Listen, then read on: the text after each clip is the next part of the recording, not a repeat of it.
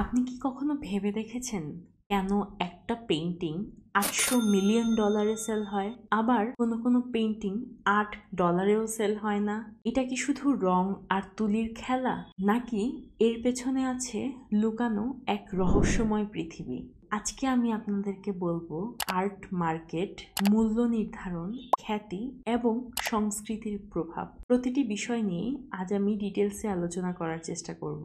Art মানে শুধু একটি ছবি নয়, এটা একটা বাজার যেখানে প্রতিদিন কোটি কোটি টাকার লেনদেন হয়। এখানে বিক্রি হয় চিত্রকর্ম, ভাস্কর্য, ডিজিটাল আর্ট কিংবা ফটোগ্রাফি।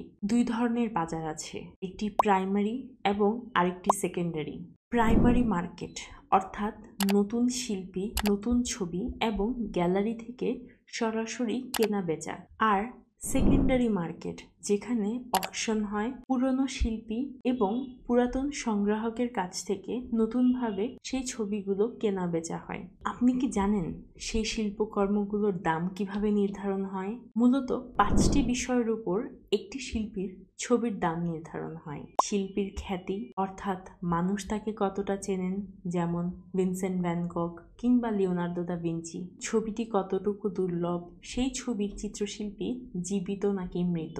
এবং একটা পেইন্টিং এর পেছনের গল্প, অনুভূতিগুলো একটা ছবিকে বিখ্যাত করতে অনেকাংশে এগিয়ে নিয়ে যায়। একই সাথে কালচারাল ইম্প্যাক্ট তো আছেই, কোনো আন্দোলনের অংশ কিংবা সমাজের কোনো একটি বিশাল পরিবর্তনের অংশে ভূমিকা রেখেছে কিনা সেই পেইন্টিংটি।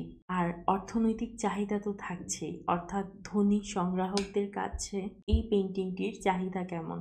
যেমন লিওনার্দো দা ভিঞ্চির সালভাতোর মান্দি বিক্রি হয়েছিল $450 মিলিয়ন, আর ভ্যান গগের পোর্ট্রেট অফ ডক্টর গ্যাচেট বিক্রি হয়েছিল $82 মিলিয়ন।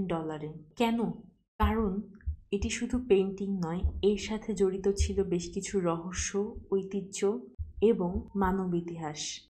আচ্ছা, আপনি কি মনে করেন যে সব শিল্পীরা জন্ম থেকেই বিখ্যাত?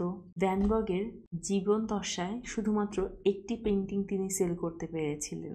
ফ্রিদা কাহলো আজ বিশ্বের কাছে সবচেয়ে আইকনিক নাম, কিন্তু তার সেই 47 বছরের জীবন কেটেছিল অনেক বেশি কষ্টে। সোশ্যাল মিডিয়া, বিভিন্ন ফিল্ম অথবা বই, সেখানে শিল্পীর নাম যত বেশি ছড়ায় তত বেশি যেন শিল্পকর্মগুলো বিখ্যাত হয়। গল্প এবং ফেম পায় মূল্য।